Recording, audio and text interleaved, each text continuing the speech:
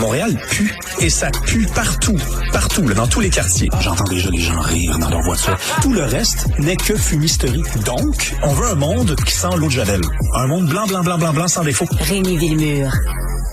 Alors, Rémi Villemure, Victor Lévy-Beaulieu, qui est décédé il y a quelques jours, n'aura pas droit à des funérailles nationales. Ça révolte beaucoup de gens, et en particulier ces deux filles qui ont écrit une lettre ouverte aux journaux en disant que c'était pas acceptable. Toi, d'abord, qui mérite et qui ne mérite pas des funérailles nationales? Ah, ça, c'est la question qu'on se pose pas assez et qui, à mon avis, s'impose. C'est-à-dire que je pense qu'il y a beaucoup à voir avec les circonstances. Le meilleur exemple qu'on peut donner, c'est les funérailles nationales qui se sont transformées en un hommage national à Karl Tremblay. Ouais. Parce que Karl Tremblay est mort avant l'âge de 50 ans, 46 ou 47 ans si je ne m'abuse. 47.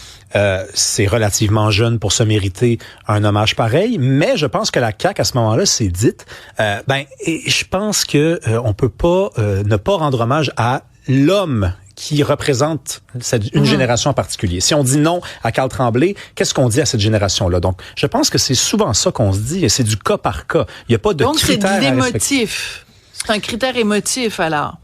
Oui, mais à la limite, les grands hommes politiques nous ont fait vivre des émotions, les grands artistes nous ont fait vivre des émotions, donc je pense pas que c'est un critère, disons, banal ou périphérique, celui de l'émotion. Au contraire, je pense que oui, l'émotion s'impose et c'est un critère, c'est le critère peut-être même qu'on devrait considérer. Donc, si on tient compte de ce critère-là, Victor Lévy-Beaulieu méritait-il, selon toi, des funérailles nationales?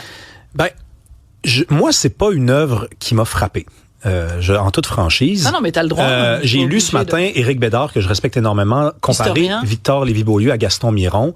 Ouais. Respectueusement, je suis pas du tout d'accord. Je pense que Gaston Miron a fait beaucoup plus pour le Québec que Victor Lévy-Beaulieu. Oui, il faut dire aussi, j'ouvre une légère parenthèse, parce que toi et moi, on est amis dans la vie, et je te connais quand même assez bien. T'es un grand amoureux de la poésie, et quand on est un grand amoureux de la poésie, Gaston Miron est un incontournable. Après, est-ce que toi, peut-être ta corde sensible passe par la poésie, passe peut-être moins pour les romans, les essais ou la télévision? Victor Lévy-Beaulieu a écrit évidemment L'Héritage, Bouscotte, Race de monde. Oui, t'aurais raison de me dire ça, sauf que je pense que au-delà de mes considérations très personnelles, je pense que Miron est un monument. Et je dis pas que Lévy-Beaulieu en est pas un, mais l'apport de Miron pour moi est plus évident. Mais dans le cas de Lévy-Beaulieu, par contre, c'est intéressant de se demander pourquoi ne l'a-t-il pas eu, parce que mon opinion, c'est mon opinion. Moi, je pense que. Oui, mais c'est pour ça qu'on te paye. Mais non, je veux bien, mais je pense qu'il y a une façon de l'expliquer et de le comprendre. Ouais. Qui est beaucoup plus objectif. C'est-à-dire que Lévy-Beaulieu, son œuvre, elle est tournée vers l'universel. J'en parlais avec Richard juste avant d'entrer en studio. Il a écrit des essais sur des grands écrivains.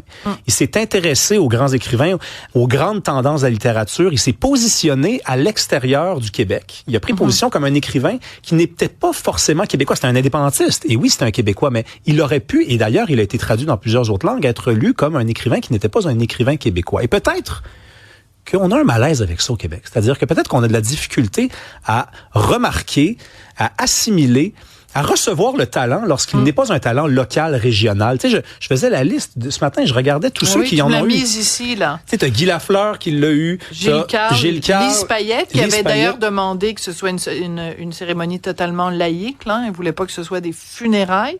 Parce que qui dit funérailles dit, ça se déroule dans une église et tout ça. Mais Victor Lévy-Beaulieu aurait très bien pu se ramasser à l'Académie française. Ouais. Tu sais, c'est donc un grand écrivain de l'universel. Et peut-être que le peuple québécois n'est pas capable de remarquer ça. Puis c'est pas un défaut que je lui donne. J'aime beaucoup le peuple québécois. Mais on n'est pas un peuple normal. Donc, en attendant d'être un peuple normal, mais on a des petits problèmes comme ça. On a des petits défauts. On a des fausses capacités à lire vraiment le talent lorsqu'il se présente à nous.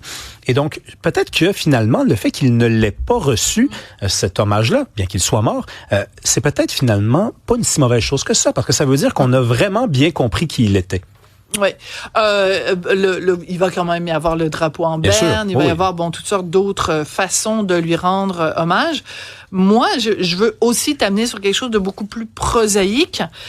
C'est la pertinence même d'avoir des funérailles nationales. Premièrement, je l'ai écrit à plusieurs reprises, j'ai fait vraiment beaucoup de chroniques là-dessus, et ici à Cube Radio et dans le Journal de Montréal, le Journal de Québec. Selon moi, un État laïque ne peut pas organiser des funérailles. Tu peux organiser un événement, tu peux organiser un hommage, mais qui dit funérailles dit religion. Et moi, j'ai eu un immense malaise, vraiment immense, quand j'ai assisté aux funérailles nationales de Jean-Pierre Ferland. Il y avait à l'église François Legault, il y avait PSPP qui était là, il y avait plein de dignitaires.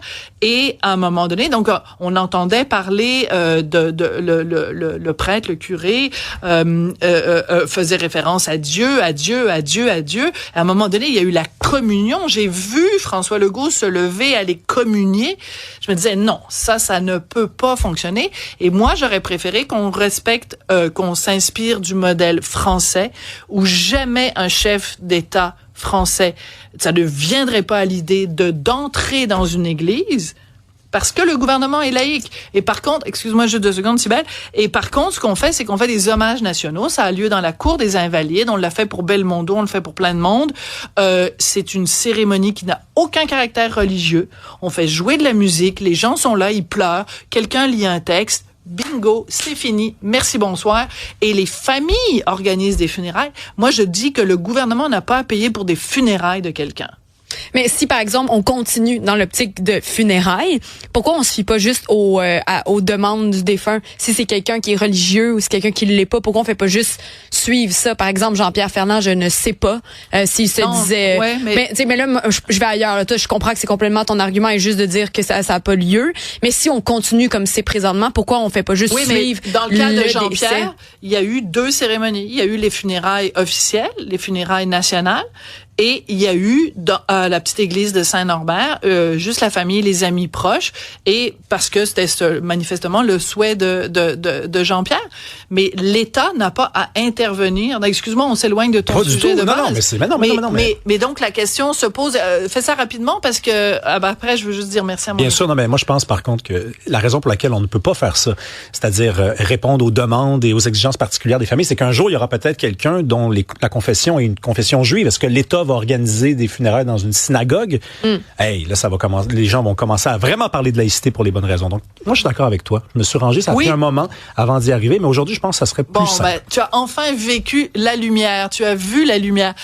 Il me reste quoi? Il me reste 1 minute 14 à peu près pour dire au revoir. Donc, Rémi, d'abord, félicitations parce que tu vas être très présent sur les ondes de Cube cet été.